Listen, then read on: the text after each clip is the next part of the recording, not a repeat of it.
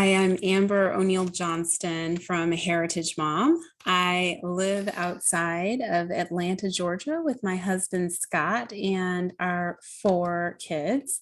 They are 12, 10, 8, and 6.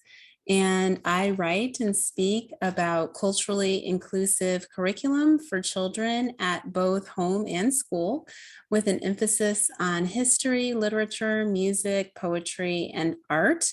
I tend to focus on the complexities of celebrating diversity and togetherness within the framework of traditional curriculum, especially Charlotte Mason curriculum. And I have a particular interest in normalizing the multicultural experiences in childhood so that today's children don't have to struggle as much to close gaps between people groups as we do right now. So being asked to speak with you today is a real treat for me, and I definitely hope that you are enriched by our time together. Our topic today is books as mirrors and windows. But before we get into the specifics, I would really like to give you a little bit of background information so you can understand how I arrived at where I am today. So several years ago, my oldest daughter began exhibiting some really troubling signs, all related to the way she felt about her looks. She increasingly began to talk about skin color and make frequent comments about being different from everyone else around her. So this was completely shocking for me and my husband, because we had gone out of our way not to talk about race or make a big deal about skin color. We really wanted to raise our children to look at people's hearts and not what was on the outside. So her hyper focus on the outside really felt like a bit of a gut punch. So her issues manifested in many ways, like hiding her black dolls because she said that the white ones were the pretty ones, hating her curly hair and being constantly upset when it was braided. She would repeatedly ask me why she was the only child with a brown mom. And as strange as that sounds, when I really thought about it, I could understand her confusion, because all of the white children in her life had white moms, and most of the few brown children she knew were either biracial or adopted, and they had white moms too. And apparently she just didn't understand, kind of why she was the only one with this brown mom. She would also count brown skinned people everywhere we went. So she had no concept of race. So to her, brown was not necessarily African American. It was just anyone who wasn't white. So she would ask whether she would be the only brown child at activities. Will I be the only one at this birthday party? Will I be the only one in this ballet class? And she would do this every time we got ready to leave the house. So that's her there on the left, along with my other children. And I share these examples of her behavior with you now, even though when I listen to myself, I'm like, these are blaring alarms. What was I thinking? But at the time, I really felt like she would outgrow it. And I focused on kind of the same story of telling her that we all are similar. We're all the same on the inside. Um, and, God made us all the way that we are in his image, and the outside doesn't matter, or so on, these types of things. That's what I was telling her. But rather than improving, she only got worse over time. And it would take hours today for me to share everything that happened, but I'll skip to the one last pivotal point for us. One day we went on a field trip to a historical living history museum, and most of the activities were outdoors. It was in rural Georgia, a couple hours away from where we live. And there was only one bathroom there. So before we got on the road at the end of the day to head back home, my daughter and I went to use the restroom while my friend watched all of our littles outside.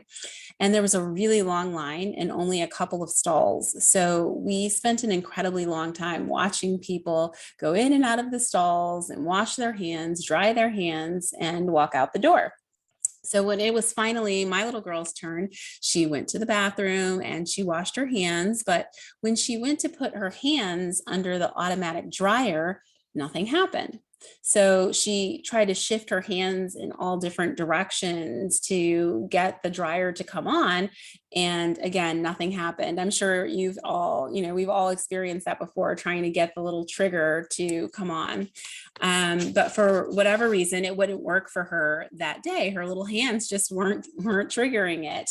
But instead of shrugging it off or grabbing some paper towels, she got very upset and loudly, in this very quiet bathroom full of all white people in rural Georgia, she says, "Well, I guess those dryers only work for white people." And I was mortified. Needless to say, I let my hands air dry as I quickly ushered her out into the car. And when we got into our van, I wanted to say, "What is wrong with you?" But I didn't want to scare her into silence. And what I really wanted more than anything was to know the truth. So very calmly, I pulled myself together and I said, "Honey, I noticed that you had a hard time in the bathroom. What was going on?" And what she said changed me forever. She said, "Well, the dryer worked for all of the white people and wouldn't work for me because they made everything and they know how everything works." And knowing that we were in the middle of a watershed moment, I quickly followed up with, "Why do you say that?" And she said, "Because you said we learn important stuff in our school books and they only have white people in them." And in that moment, my heart shattered into a million pieces. And I realized that in my attempt to not make a big deal about skin color or to be colorblind, I made her feel as though she were invisible and that people like her or like us didn't matter. I could go on with stories like this all day, but it's really just more of the same. I knew something had to be done before my beautiful little girl became permanently lost in this spiral of self-hatred. And as I worked to unpack how she arrived at the conclusion that Black people didn't know or do much, I realized that my daughter's life looked a lot like this. And I'm sure some of you right now are feeling like this picture isn't a big deal, but for most of us, it looks peculiar and unexpected. Yet this is how my little girl saw life, but in reverse. In fact, I also grew up that way. But for some reason, I let my desire for things to be perfect in the world cloud my judgment when determining how to raise my own daughter. I tried to raise her to live in the world I wished we were living in instead of the world she was actually experiencing. My child was determined to be seen, and her insistence revealed that I was perpetuating the same cultural emptiness that I had experienced as a schoolgirl. And I began seriously studying the concept of cultural representation in literature, and my research led me to an article written by Nancy Larrick, former president of the International Reading Association, in which she highlighted that millions of non-white children are learning to read and to understand the American way of life in books which either omit them entirely or scarcely mention them. There is no need to elaborate upon the damage, much of it irreparable, to the Black child's personality. Now, this is a spot-on assessment of what's happening in many home-based public and private learning environments today. So imagine my surprise when I looked at the bottom of the page and saw that the article I was reading was published in 1965. So as I continued to seriously study this idea, I came across some more contemporary work from Dr. Rudine Sims Bishop and her writing on the concept of books as mirrors. So the more I researched, the more sense it all made. And she wrote, "When children cannot find themselves reflected in the books they read, or when the images they see are distorted, negative, or laughable, they learn a powerful lesson about how they are devalued in the society of which they are a part." And so as soon as I read that, I recognized the issue taking root in my own home. And as I began to share in more public forums, I found that children in homes and classrooms everywhere were lacking literary mirrors. So A mirror is a book that reflects a child's own culture or personhood and helps build their identity. In literary mirrors, children can find themselves and their families and communities reflected and valued. When reading books where they see characters like themselves moving through the world, they feel a sense of belonging. So over a decade before I was born, experts like Lyric raised the alarm that something was terribly broken in our children's literary world, yet I grew up with very few books as mirrors. 25 years later, Sims Bishop sounded an identical alarm, but my daughter was still living without substantial mirrors. And now today, new voices are ringing cowbells, laying on the horn, screaming into the mic, and banging their heads against the wall, while children carry on searching for their reflections in vain. So, what exactly is a mirror? A mirror is a book that reflects a child's own culture or personhood, as we mentioned a minute ago. And in our case, in my family's case, the mirrors that were missing most were the books that reflected Black culture, books with Black characters or about Black people. In other cases, the mirrors that could be missing in a certain home could be books that reflect some other culture or another aspect of a child's personhood.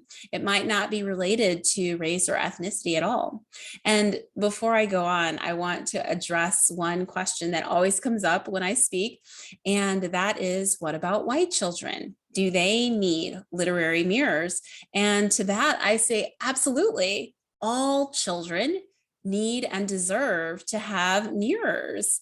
And we're not as focused on that aspect today because the traditional book lists for American school children already do a really good job of reflecting back to white children in that aspect of their personhood or their identity. My call today is not one to supplant the stories of white people, but rather to expand the stories our children are reading to include people of color. And I think that that will present a healthier and more accurate view of the world for our children. So if our curricula are to be truly beautiful, they must reflect the vibrant and diverse 21st century world in which we live. And it shouldn't really be a matter of like this or that, but it should be this and that. And if we could look here for a moment, you're going to see this picture here from the Cooperative Children's Book Center, CCBC. And they released the number of children's books by and about Black, Indigenous, and people of color, BIPOC. And of the books received from US publishers in 2018, these numbers show the percentage of total books that had at least one primary character identified as belonging to one of the following groups. So there has been some small progress since this data was presented.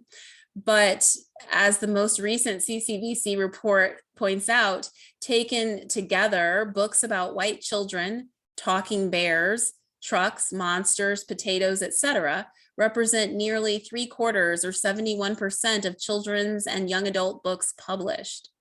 So I would even take this a step further and point out that within the small subset of books featuring Black, Indigenous, and people of color characters, many of the stories revolve around brokenness.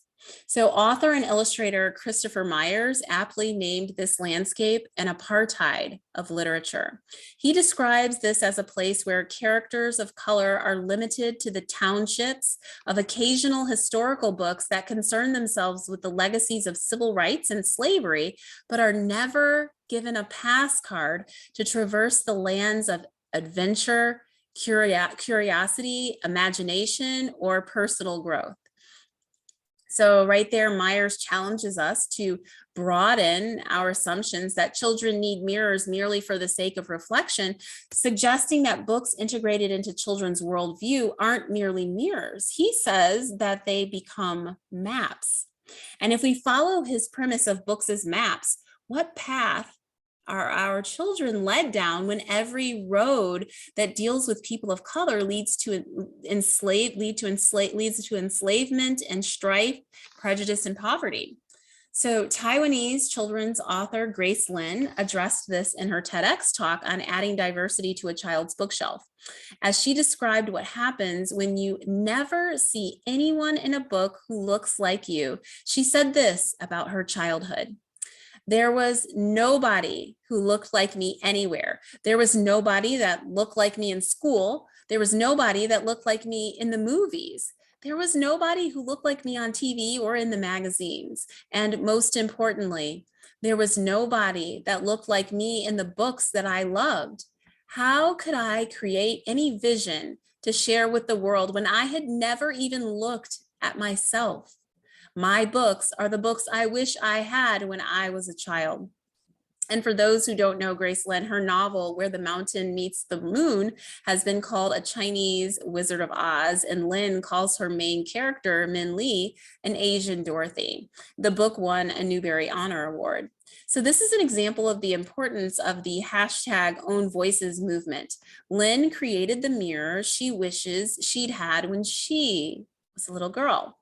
Hashtag Own Voices is a term coined by the writer Corinne Davis, and it refers to an author from a marginalized or underrepresented group writing about their own experiences from their own perspective, rather than someone from an outside perspective writing as a character from an underrepresented group.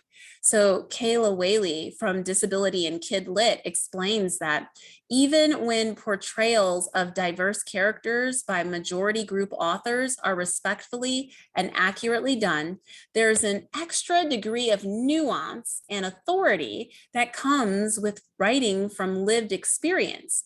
Those books that are hashtag Own Voices have an added richness to them precisely because the author shares an identity with the character. The author has the deepest possible understanding of the intricacies, the joys, the difficulties, the pride, the frustration, and every other possible facet of that particular life, because the author has actually lived it. So if we go back to the data we were looking at in the other chart, you can see here that that same data has been broken down by own voices. For example, in the 10% of children's books that had significant African or African American content, just under half of them were written by Black people. So most of them were not. There's much debate on whether the diverse books on our home library shelves should be written by Own Voices authors exclusively. And I personally believe that we should prioritize the Own Voices stories when possible, but just like there can be insensitive, inaccurate, or poorly written Own Voices stories, there also can be well-written, respectful narratives by other authors who can sensitively and authentically navigate the stories of other people. So I prioritize Own Voices for my own children and for the recommendations I make for families and school libraries, but I don't make a hard and fast rule, because there are some very beautiful exceptions that we would miss out on. And those stories are not just those from people of different cultures. We're often focused on mirrors for children of color, and rightfully so, but that doesn't mean that ethnicity is the only thing that needs to be reflected in a mirror. Our students' books can also be missing other important aspects of their personhood. And this is an important consideration, especially for white parents in predominantly white communities who may feel that they can immediately check the mirror box with no additional effort. The parts of our children's lives that threaten their sense of self and security with their place in the world, those are the areas where they're best served with additional mirrors. And some of these include physical or developmental, behavioral, and emotional disabilities or special needs, religious differences or approaches to spiritual practices, varying types of family structures or living situations, significant life changes or experiences such as divorce, remarriage, or death, and foster care, custodial changes, surrogacy, or adoption. These are all areas where children of all backgrounds will benefit from knowing that they are seen and valued. And for the sake of time, I'm going to provide examples specifically from the perspective of mirrors for Black children. But please know that that same richness can and should be applied to the stories of other people of color and those living in various circumstances. So, what exactly are we to look for in literary mirrors?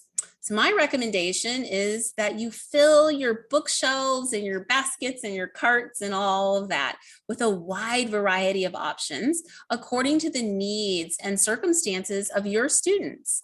For my children, I have a particular focus on these categories of mirrors. So pictures and stories of melanated children having, oh no, my slides are off a little bit. These are the ones I just went through with you. So the literary mirrors, I try to aim for pictures and stories of melanated children having fun, playing and interacting with their families and environments in positive ways. Biographies showcasing women and people of color who have lived exciting lives or made impactful contributions to their communities. Historical fiction that shares the viewpoints and authentic experiences of Black people across various time periods and throughout major historical events. Stories that include cultural signals, cultural head nods. These are the elements that kind of give a wink and a head nod to the African-American experience through illustrations or photographs and descriptions of food, music, language, and interactions that children recognize as familiar. Contemporary novels that feature Black characters but are not about being Black. So books about being Black are great, but all of the books shouldn't be about being Black. Black people do all the same things that other people do. And so sometimes just having books where people are doing what they do and it's normal life, and the plot or the main idea of the book isn't related to the fact that this family or this person is Black. And then nonfiction books by or about women of color, highlighting their subject matter expertise in various fields of study. It could be entrepreneurship or visual and performing arts, activism, business, science, writing, technology, leadership, travel, anything. And then finally, poetry books that reflect our culture and our voices through verse and imagery. So integrating mirrors like this into the home is an ongoing but very rewarding job. But once you've kind of gained traction in this area, it's now time to pull in the literary windows. So longtime educator Emily Stiles wrote extensively about the need for representation in her role as co-director for the National Seed Project. Specifically, she has shared that it's limiting and inaccurate to only educate our children provincially when they must live their lives in a global context, facing vast differences and awesome similarities.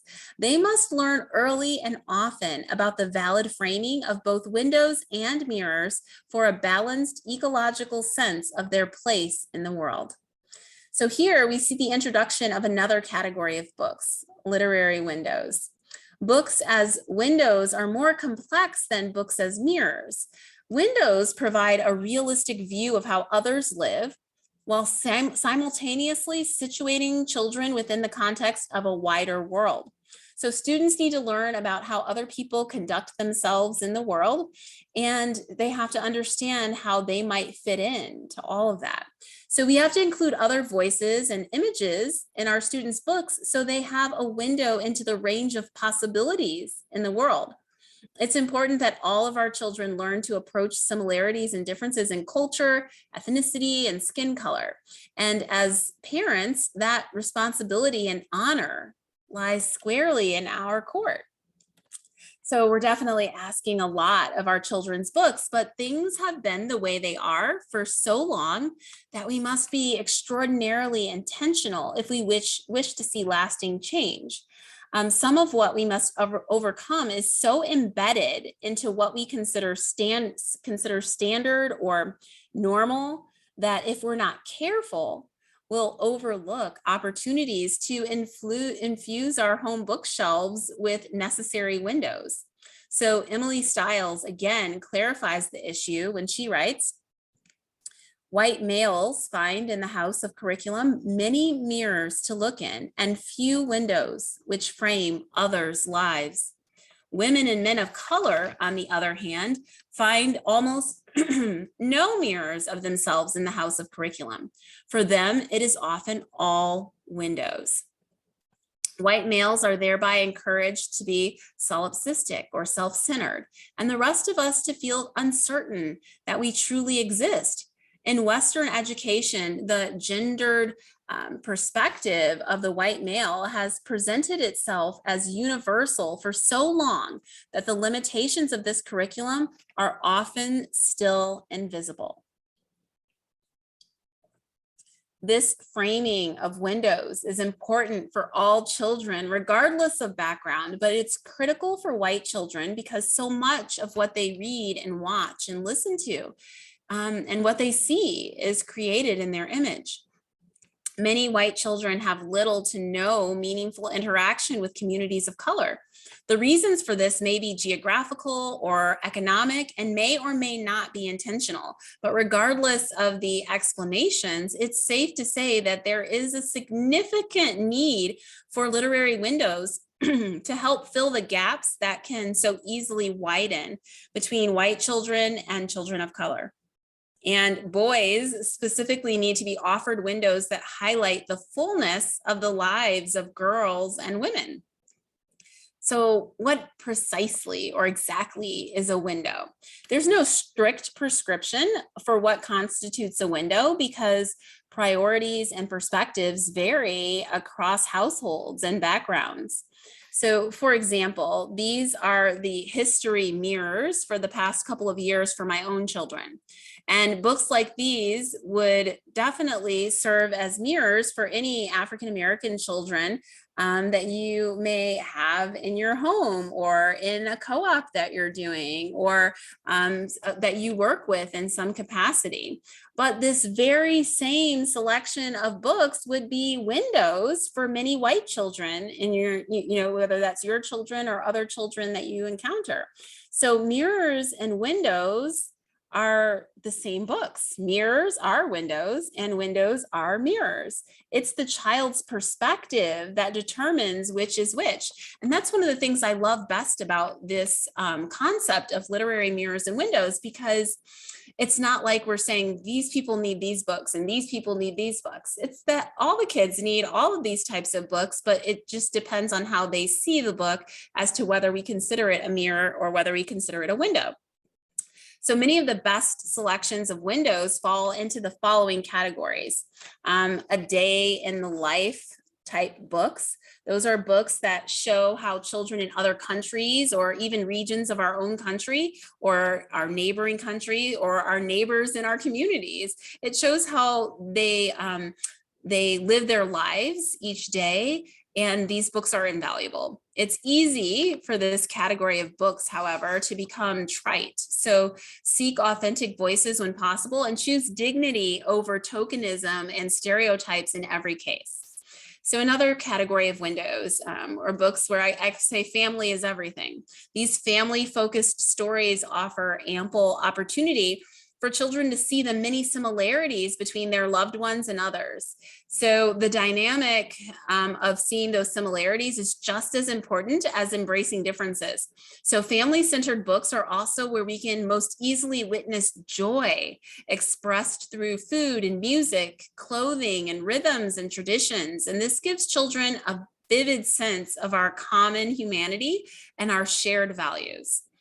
A picture is worth 1,000 words. Photographs and illustrations communicate things that authors often leave unsaid.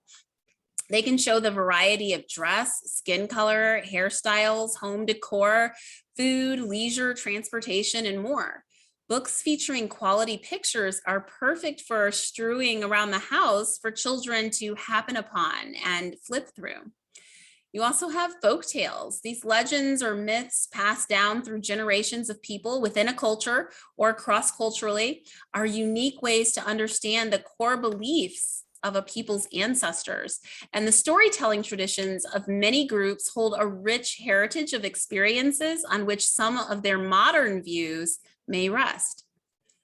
Another category, biographies and autobiographies or memoirs. It's nearly impossible to write about a person's life without including details on the world around them.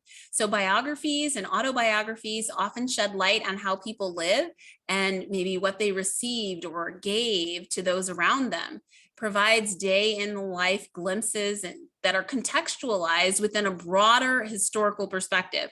So I think these books are gold mines for learning about people and the spaces in which they operate. And then we bring up that poetry again. I'm not sure that any other form of art so quickly and thoroughly communicates the beliefs and customs and dreams of a person or group of people. Thoughts shared in verse explore what the poet may find familiar, what she loves, the beauty or pain she sees in her world, and even her opinions on real life occurrences. I think that poetry is a near perfect window.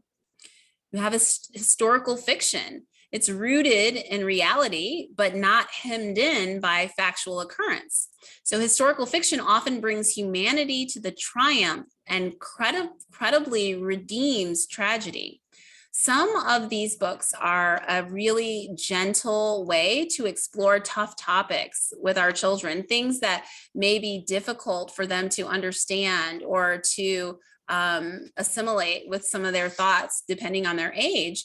And while we're introducing these tough topics through historical fiction, our children can be spurred to emulate heroes, and they may be motivated to ensure that some parts of history don't repeat themselves on their watch. You also have fantasy and science fiction. Characters of color are vastly underrepresented in fantasy, sci-fi, and speculative fiction. That's a genre that comprises books in other worlds involving magical or futuristic or imagined features. These highly creative stories rarely contain BIPOC voices, and when they do, the characters are most often relegated to minor roles or they're killed off early in the story. But seeing people of color playing a role in imaginative work, especially when an author is also a person of color, erodes the stereotypes surrounding this type of literature and other aspects of creative life. And these books are just fun. You have passion projects, exposing children early and often to BIPOC leaders and historical figures who are passionate about their chosen vocation is a way to connect windows to your child's natural interests. A child interested in the work of architect Frank Lloyd Wright, for example, as I was as a child, would be intrigued by books about Maya Lin or Zaha Hadid or Philip Freelon, Chinese American, British, Iraqi, and African American architects whose work can be seen in iconic spaces around the world. Children who enjoy fashion design or first ladies could read about Anne Cole Lowe, a Black fashion designer who made Jacqueline Kennedy's wedding dress, among other classic pieces. Whatever our children's passions, we can help expand their worldview by showing them that talent and determination thrive across all colors and cultures. You have primary sources. I really like this because books containing copies of primary sources like speeches and interviews and documents and letters are often windows that speak entirely for themselves. Resources like these can provide more truthful and accurate accounts of people's perspectives during a particular time. And then finally, you have windows that allow us to look beyond culture. In addition to the books highlighting the lives of different ethnicities, titles that give voice to other less explored perspectives or experiences are critical. So windows do transcend race just like mirrors, and they should be broad enough to uncover more than our limited interpretations of personhood.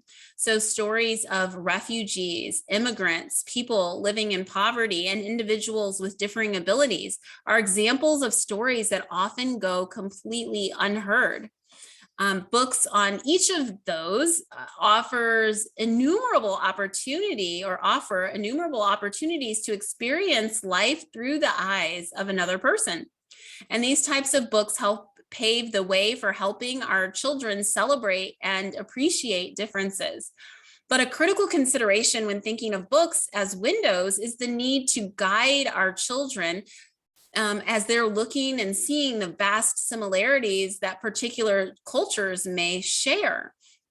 So I guess what I'm saying is when we're talking about all of these different mirrors and the windows and these diverse and inclusive books, if we're not careful, our children can begin to hyper focus on all the differences between themselves and people who look different, rather than thinking of these vast similarities.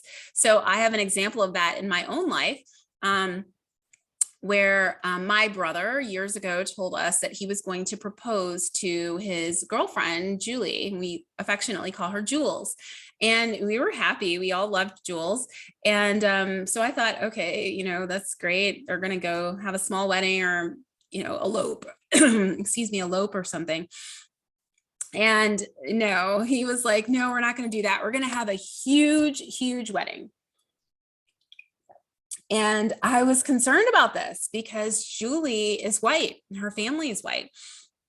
And obviously my brother is Black. And so I was like, I don't know, do you really want to have this big, huge wedding, excuse me, with all of these people?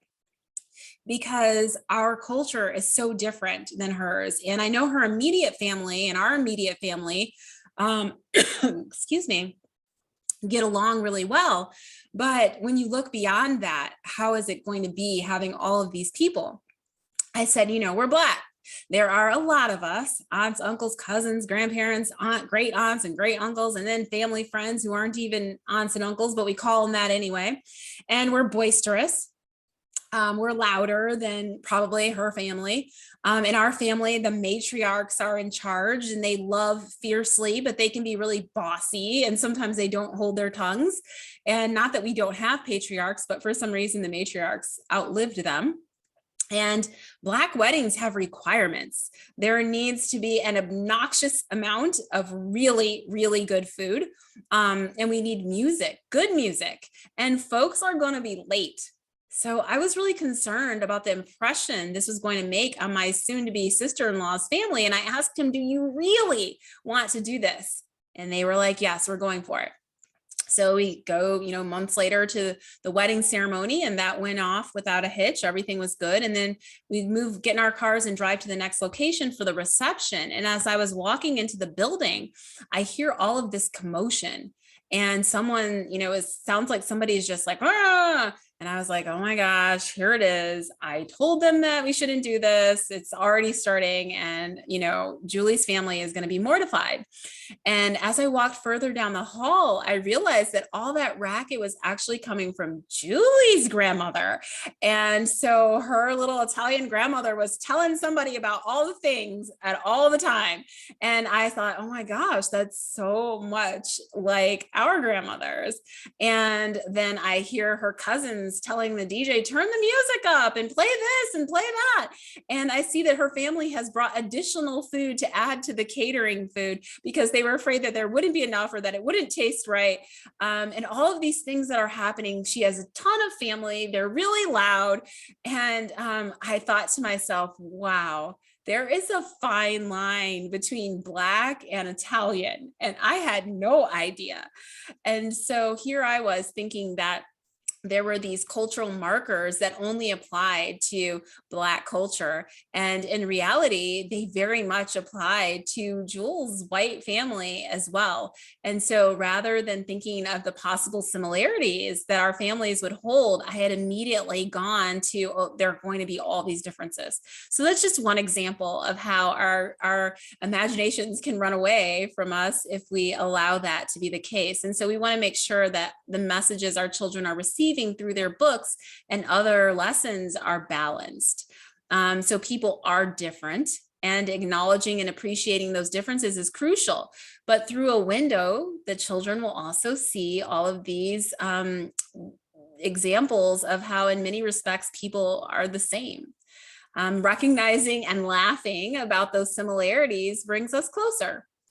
So Charlotte Mason, a 19th century British educator, for those who aren't familiar with her, offered us a poignant reminder on this point. Even 100 years ago, she realized the need to balance both similarities and differences. And she said perhaps the gravest defect in school curricula is that they fail to give a comprehensive, intelligent, and interesting introduction to history. To leave off or even to begin with the history of our own country is fatal. We cannot live sanely unless we know that other peoples are as we are, with a difference, that their history is as ours, with a difference, that they too have been represented by their poets and their artists, that they too have their literature and their national life. We have been asleep, and our awaking is rather terrible.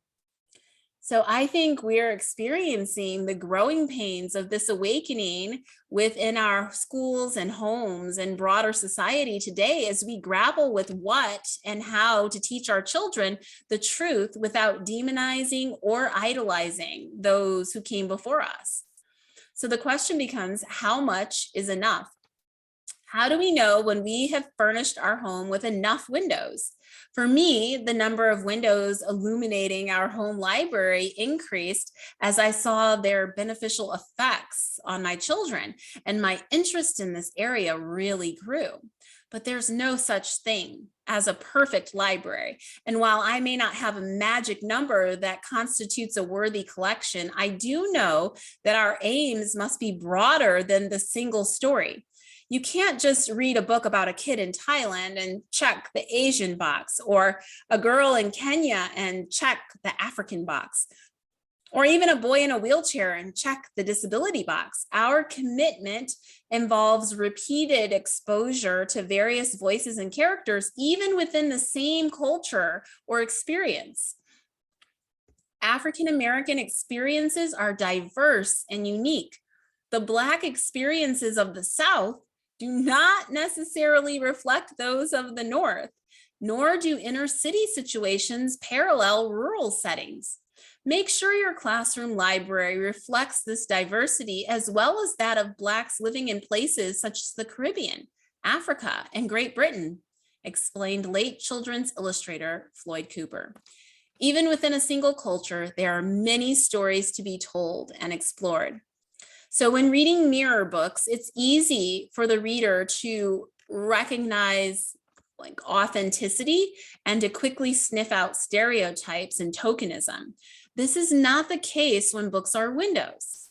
The inherent distance between the reader and the lived experiences of the protagonist or subject can complicate matters. The risk is that our children may not realize what they don't know, and at times, they may mistake a single story for the story of a people. Author Chimamanda Ngozi Adichie describes the problem of the single story, and she explains, the single story creates stereotypes, and the problem with stereotypes is not that they are untrue, but that they are incomplete. They make one story become the only story. The consequence of the single story is this: it robs people of dignity. It makes the recognition of our equal humanity difficult. The problem of the single story isn't resolved simply by reading multiple books about the same people group. You could read your child 10 books about Indigenous peoples, but if all the books focus on a single nation, or worse yet, there's no mention of differences between them or even their existence today, then you may be unintentionally perpetuating the single story. When we expose children to a one-dimensional story about a group of people, it limits their understanding of who people truly are. I share much of what I'm speaking about today on my website, heritagemom.com, and on Instagram at heritagemomblog. And it was there that I recently received a comment from a woman expressing her concerns about the entire collapse of America. And she said this in a conversation that we were having about how we should approach including the voices of people of color in our curriculum. And I know that she didn't mean to come across as she did, I hope, but her sentiments are at the root of what many feel, that a move away from an all-white curriculum is a move away from Americana.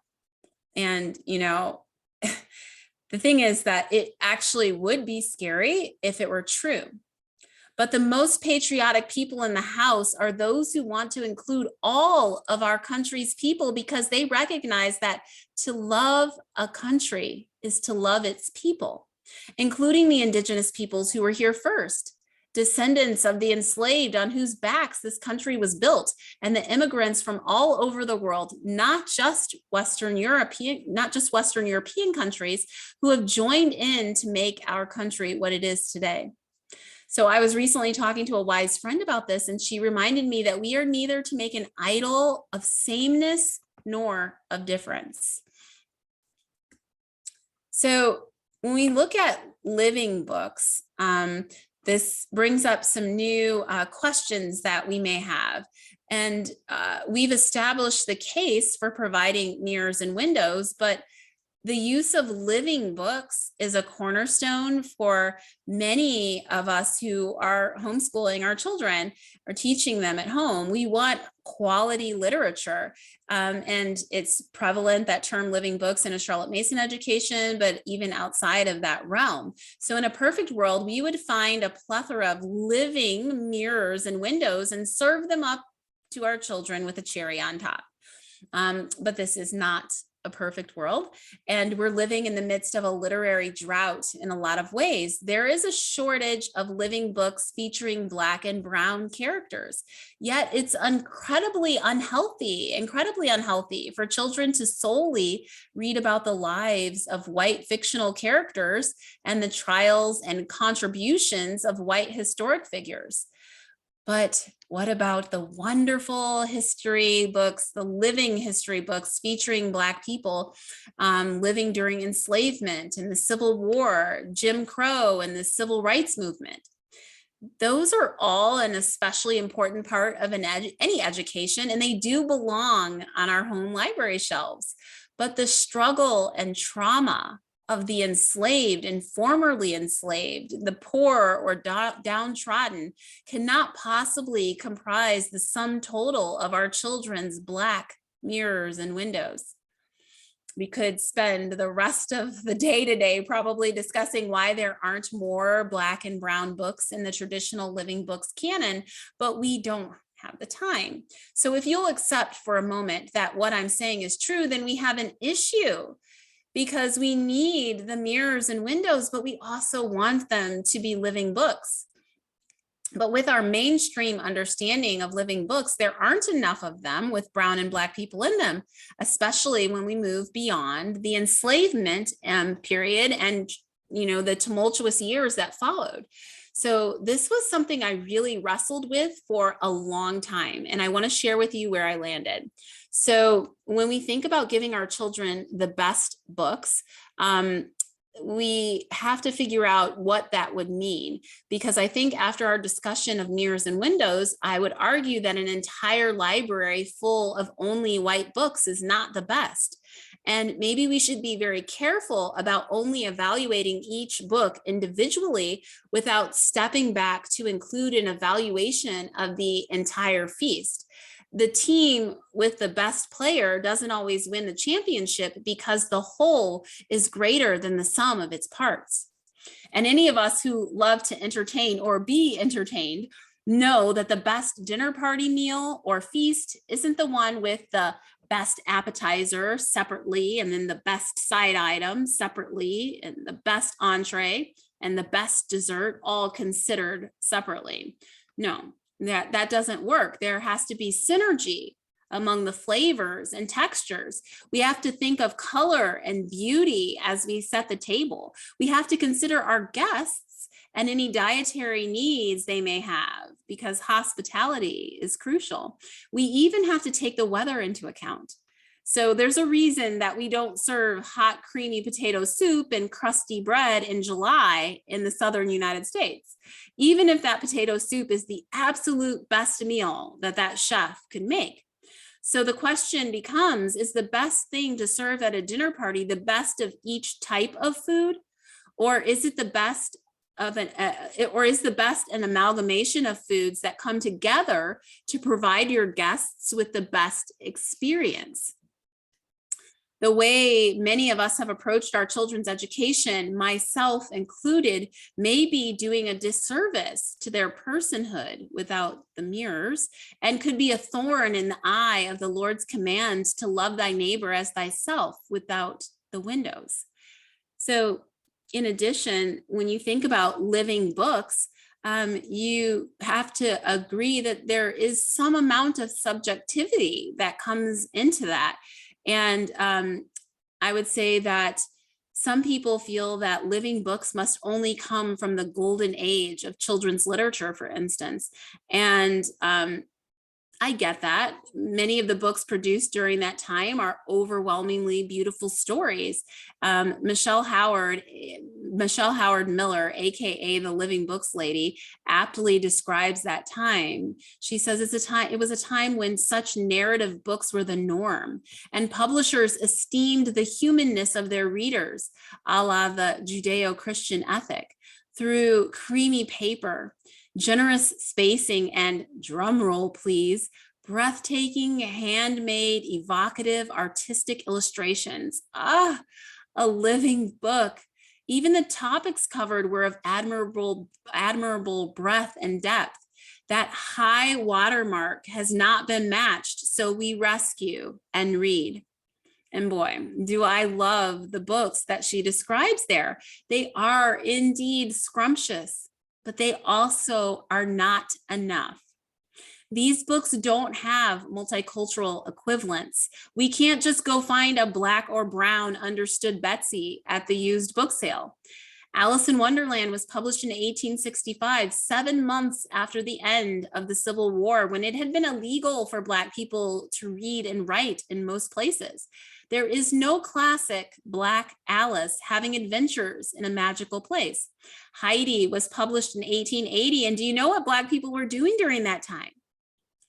There is no classic Black Heidi running through the mountains picking flowers. The Secret Garden and Pollyanna were published later in 1911 and 1913. But even then, there simply is no classic equivalent with a Latina Mary Lennox and a Korean Pollyanna. So if we insist that a living book must also be an old book, we are submitting ourselves to mostly white books. And don't get me wrong, we've read these traditional classics, and our shelves, are adorned with them, and they've made some wonderful read aloud times in our homes. But again, they are not enough. So while it's true that we don't have a Black Heidi, we do have beautiful books. We have books that move us. We have books that stretch us, and we have books that are just fun. There are fiction books with Black and brown characters and nonfiction books about the lives and accomplishments of people of color. And though many aren't going to match the literary sensibilities and style of the golden age, these books will sustain our children's hearts as they journey through childhood. And isn't that living? So maybe we've interpreted or defined living books more narrowly than we ought. And we should consider that many of the more diverse modern books are in fact living, even if they're not yet classics or may never become classics. But also there are many books that are neither living nor twaddle, as Charlotte Mason would call it. And I've chosen to line my children's shelves with them alongside many traditional living books as part of the raising and training of a wholehearted child. And I'm here today because I hope that you'll consider this for your home as well. When we consider the barriers that exist for our children, the chief roadblocks that prevent them from getting all of this from their books, the gatekeepers, that's us. And most often we are prevented from spreading a wide literary feast because of our own beauty sense, our own ideals of what is true good, and beautiful keep us from seeing the fullness of that which is right and honorable. Charlotte Mason called this the demon of exclusiveness. She wrote of it in her book, Ourselves, and I would like to leave you with just a portion of her words. She said, the beauty sense adds so much to the joy of life that it's not easy to see what danger attends it. Instead of accepting the relations, friends, and neighbors that God sends to us in the course of our lives, the devotee of beauty chooses for himself and cares to know only those people whose views of life are the same as his own. Of two things we must take heed. In the first place, we must not let any better than my neighbor notions get into our heads. And in the next, we must make it our business, as much as in us lies, to bring beauty to places where it is not. Bearing these two cautions in mind, the demon of exclusiveness need have no terror for us. So I hope you feel inspired to begin providing mirrors and windows for your students, and to dive in deeper if you've already started, because our children need us to get this right. If you want to go further with this work, I have a book coming out, or that just came out, that covers mirrors and windows in much more depth, along with other areas of celebrating diversity and kinship in our homes, schools, and beyond. So thank you for taking the time to be here with me today. I hope you'll grab a copy of the book to read, and I hope that you feel inspired to blow your shelves up with lots and lots of mirrors and windows. Thank you so much for your time.